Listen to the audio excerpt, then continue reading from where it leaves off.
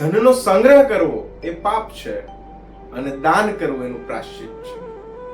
નમસ્કાર દર્શક મિત્રો, હું અક્ષય મીઠાણી આપ સર્વનું આપણી મનપસંદ યુટ્યુબ ચેનલ અક્ષય મીઠાણી ઓફિશિયલમાં હાર્દિક સ્વાગત કરું છું. મિત્રો, આપણા શાસ્ત્રોમાં પણ કીધું છે કે ધનનો સંગ્રહ કરવો ને એ પાપ છે અને એનું દાન કરવું એ ધનને કામમાં લગાડી દેવું, સત્કાર્યમાં લગાડી દેવું એ પુણ્યનું કામ છે, એ પ્રાયશ્ચિતનું કામ છે. જી હા મિત્રો, ધનવાન બધા જ બની શકે છે. જેટલી ઈશ્વરની કૃપા એ પ્રમાણે માણસ પાસે ધન આવતું હોય છે, પણ એ ધનના ચોકીદાર બનીને એની સાર સંભાળ કરવામાં, એની સાચવણી કરવામાં જો આપણે જીવન પસાર કરી નાખીએ છીએ તો એનો કોઈ અર્થ નથી. પણ એ જ ધન જો ઈશ્વર આપે તો તમે દાનવીર થઈ જાઓ. દાનવીર થવું એટલે આપણે કઈ નથી કરી શકવાનું, ઈશ્વરની કૃપા છે કે આપણને મળ્યું છે અને આપણે નિમિત્ત માત્ર બનવાનું છે. એ ધનને કોઈ સત્કાર્યમાં લગાડી દઈએ, સારી હોસ્પિટલ બનાવીએ, સારી મેડિકલ બનાવીએ, સારી કોઈ સ્કૂલ બનાવીએ, સારી લાઇબ્રેરી બનાવીએ. આ પ્રમાણે જો દાનને ઉપયોગમાં લગાડી દઈએ ને તો આપણે એના સાચા માલિક બની શકશું.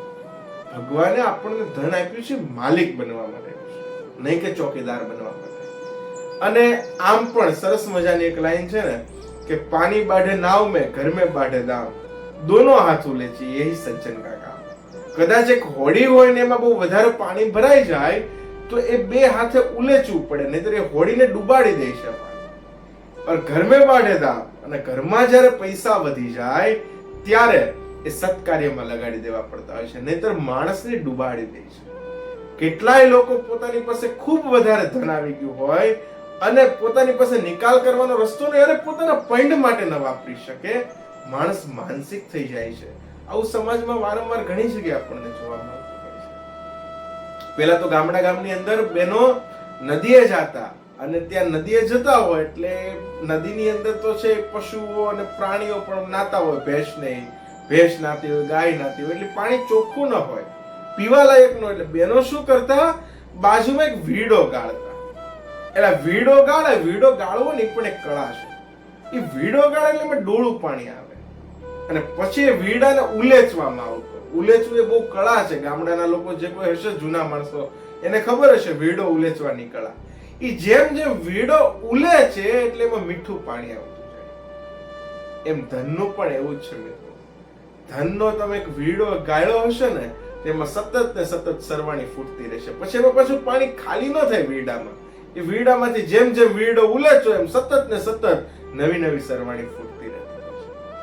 ધનનું પણ આવું જ છે. જેમ જેમ તમે એને સત્કાર્યમાં વાપરતા જશો ને, ધર્મ કરવાથી ક્યારેય ધન ખૂટતું નથી મિત્રો. એટલે સત્કાર્યમાં જેમ જેમ ધન વાપરતા જશો એમ એમ નવું ધન તમારી પાસે આવતું જશે, એના રસ્તાઓ કાઢી લેશે. તો તમને જો ઈશ્વરે કંઈક આપ્યું હોય તો એનો ઉપયોગ કરીએ, નહીં કે એના ચોકીદાર બની જઈએ. અને આપણે દાન ત્યારે જ કરીએ છીએ કે જ્યારે આપણી પાસે ઓવરફ્લોમાં વધારે સંગ્રહ થયું અને સંગ્રહ માણસ પાસે થાય તો દાન કરીએ એનું પ્રાયશ્ચિત છે. શાસ્ત્રમાં તો એમ કીધું છે કે સંગ્રહ છે ને એક પ્રકારની ચોરી છે અને ચોરી કરીએ કે આપણે સંગ્રહ કર્યો છે એનું પ્રાયશ્ચિત કરવું એટલે આપણે દાન કરીએ છીએ. તો પછી દાન કરતી વખતે એનો ઢંઢેરો ન પીટવાનો હોય, એને શાંતિથી નિર્મળતાથી કરી નાખવાનો હોય છે. આપણી તકલીફ એ છે કે આપણા બર્થડેમાં બહુ સારી વાત છે કે આપણે કરીએ છીએ, ઉજવણી કરીએ છીએ, પણ એક નાનું એવું કોઈકને ફ્રૂટ દીધું હોય ને તો પણ આપણે એના ફોટાઓ કેટલા બધા પાડીએ છીએ, સોશિયલ મીડિયા પર અપલોડ કરીએ છીએ કે મેં સારું કાર્ય કર્યું.